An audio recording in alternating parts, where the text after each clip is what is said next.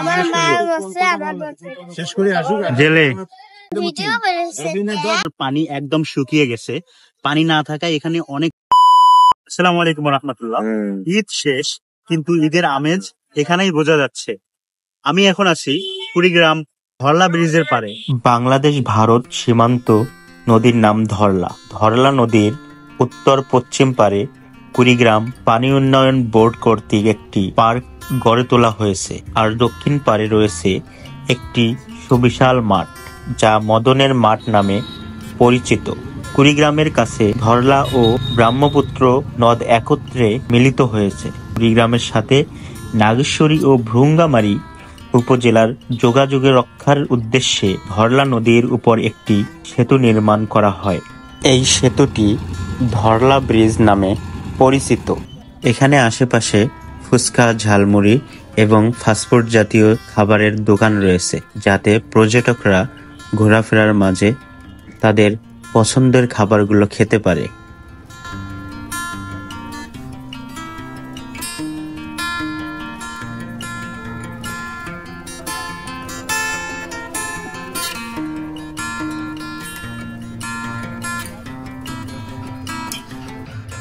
আমি এখন আছি ধরলা ব্রিজের নিচে, আর ধরলার পানি একদম শুকিয়ে গেছে।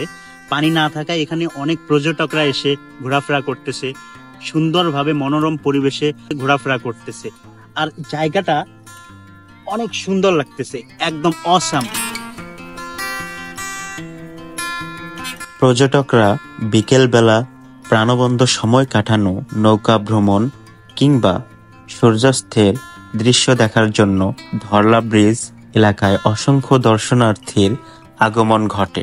পর্যটকদের ঘোরাঘুরির সুবিধার্থে এখানে রয়েছে নৌকা, স্পিড বোট, স্যালন নৌকা, যাতে পর্যটকরা মন খুলে ঘুরতে পারে আর সূর্যাস্তের দৃশ্যটা দেখেন, যা আপনাকে চোখের শান্তি এবং মন ভরিয়ে দিবে। মা নাই, বাবু নাই, দুজনে কি মারা গেছে জেলে। 100 টাকা দিয়ে কি করবা? তুমি কই থাকো? তোমার বাসা কোথায়? চরে? কোন চর?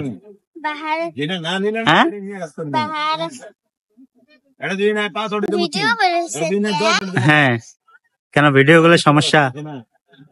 সবাই যখন দেখবে তোমাকে, তখন সবাই তোমাকে হেল্প করবে। নাও, খুশি? হ্যাঁ, এরকম করে রাস্তায় রাস্তায় ঘুরতেছে, তোমার দাদি কিছু বলে না? তোমার দাদি জানে না তুমি এখানে আসছো? জানে? তুমি আসছো কেন? হ্যাঁ, তোমাকে যে টাকা দিলাম, তুমি কি খুশি? বলো খুশি কিনা? খুশি? তা এখন সোজা বাসা চলে যাবা। হ্যাঁ, যাও যাও, বাসা চলে যাও।